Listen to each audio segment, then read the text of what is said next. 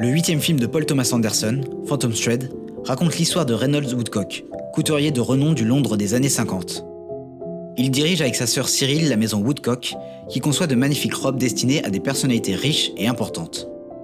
Dès les premières minutes du film, Reynolds est présenté comme un homme au mode de vie exigeant, dont le rythme est aussi millimétré que les coutures des robes qu'il conçoit. Bien qu'il soit constamment entouré de femmes au sein de sa maison de couture, il ne parvient pas à trouver celle avec qui partager sa vie. Après que sa précédente relation amoureuse se soit terminée, Reynolds part passer du temps à la campagne où il fera la rencontre d'Alma, dont il tombera amoureux. Bien que Reynolds ait un style de vie très rigoureux, c'est pourtant la maladresse d'Alma qui lui permettra de porter son regard sur elle et qui le charmera. Durant le reste du film, nous suivrons la relation intime de ces deux personnages au fort caractère, qui sera le motif d'un véritable jeu amoureux et psychologique. En plus de briller par la qualité de sa mise en scène, du jeu de ses acteurs ou de ses costumes, Phantom Thread nous offre la possibilité de porter deux regards différents sur la relation du couple phare du film. Cette relation est-elle le fruit de l'amour ou de la perversité ? Cette seconde possibilité est ouvertement énoncée dès le début du film, lorsque Reynolds annonce à Alma qu'il n'arrive pas à rester loyal envers une femme. Marriage would make me deceitful, and I don't ever want that. You sound so sure about things. I'm sure about that.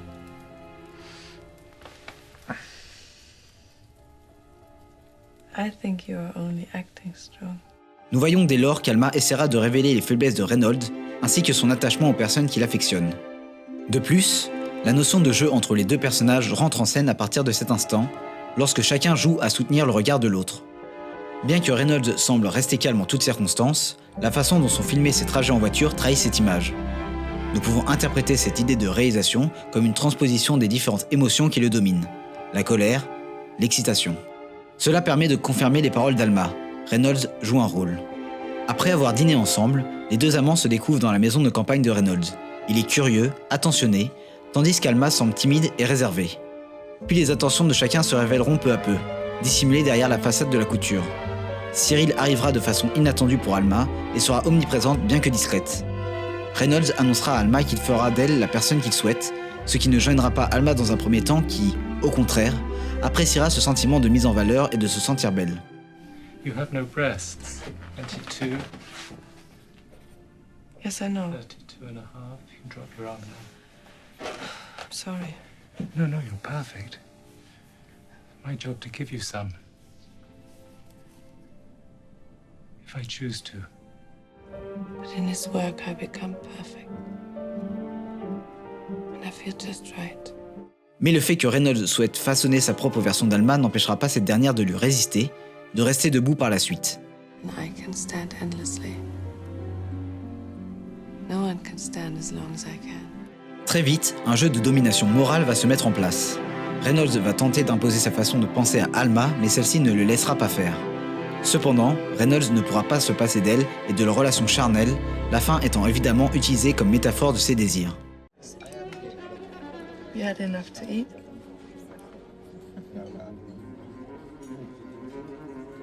You seem thirsty. Mais une fois la période passionnelle de leur relation passée, Alma va peu à peu devenir une partie du décor de la maison Woodcock, ce qu'elle refuse absolument d'être. Une confrontation entre Cyril et Alma va alors s'opérer. Cyril connaît parfaitement les habitudes de son frère et l'entretient dans son confort et ses habitudes, ce qui empêche Alma de découvrir davantage Reynolds. Son travail de couturier est utilisé comme raison de son intransigeance quant à ses habitudes. I cannot begin my day with a confrontation, please.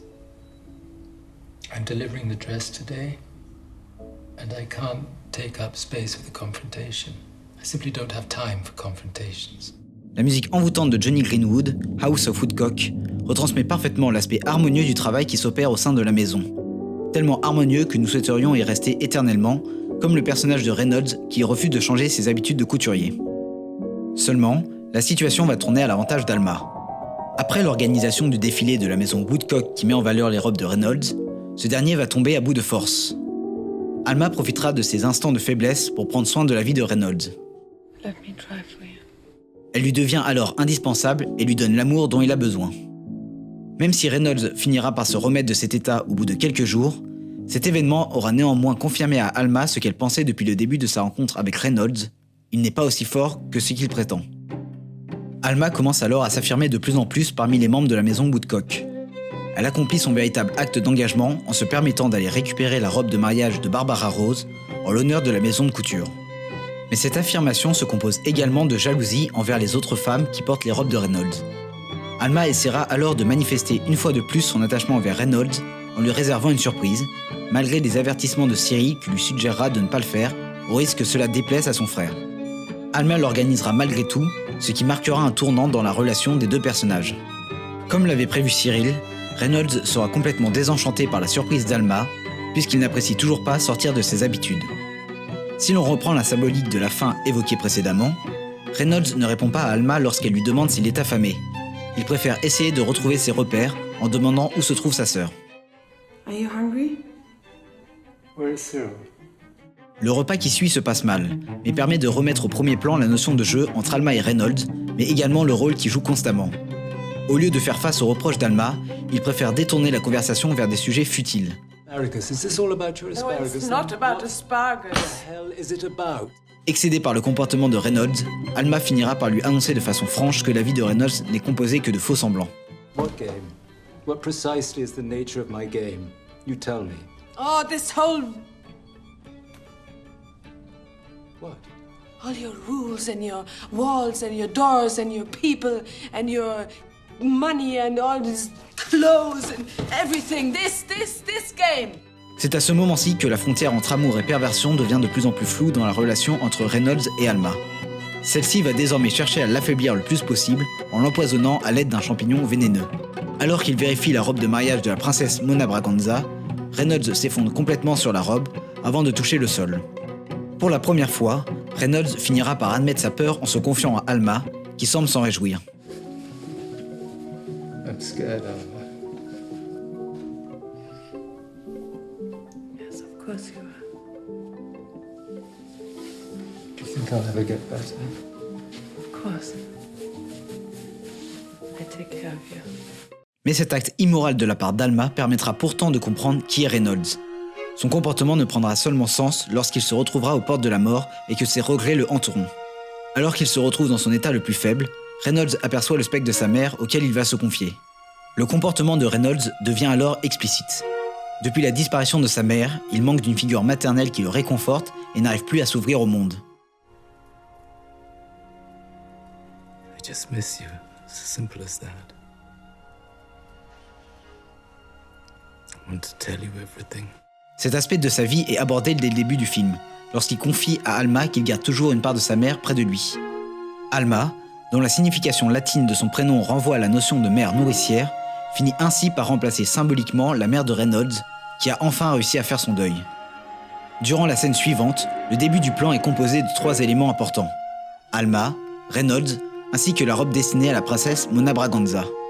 Pendant que Reynolds fait sa demande en mariage à Alma, un travelling avant s'opère et ne s'arrêtera seulement lorsque Alma acceptera cette demande.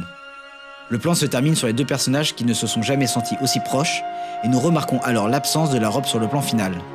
Cette scène marque donc un tournant dans la vie de Reynolds qui, pour la première fois, accorde plus d'importance à sa vie sentimentale qu'à son travail de couturier. Mais ce long travelling avant peut également symboliser l'enfermement du personnage. C'est d'ailleurs un motif qui fera plusieurs fois son apparition par la suite dans le film. Le meilleur exemple étant la scène qui se déroule le jour du réveillon de la Saint-Sylvestre. Tandis qu'Alma souhaite aller danser pour fêter la nouvelle année, Reynolds refuse. Elle part donc en le laissant seul chez lui, ce qui empêche Reynolds de continuer de travailler sereinement. Il se retrouve alors enfermé dans des cadres qui ne s'agrandiront seulement à mesure qu'il se rapprochera d'Alma. D'autant plus que la notion de jeu psychologique ne disparaîtra pas après le mariage de Reynolds et Alma, bien que celle-ci semble désormais avoir remporté la partie. Ce n'est plus Reynolds qui irrite Alma à cause de ses manières, mais bel et bien l'inverse.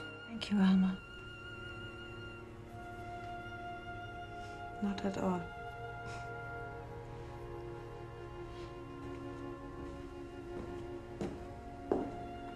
What a model of politeness you two are.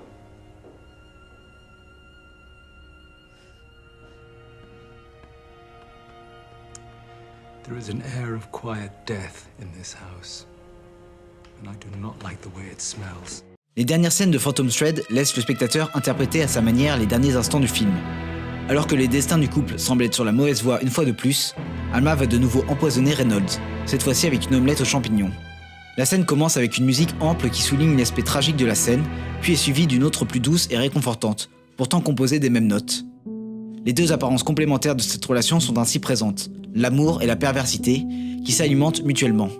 L'omelette servie par Alma présente une dichotomie similaire. Elle nourrit autant qu'elle affaiblit.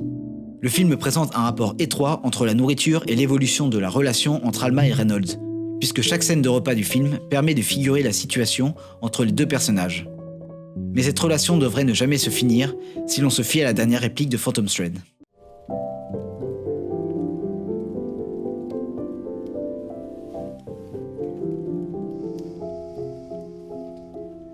Yes, but right now we're here.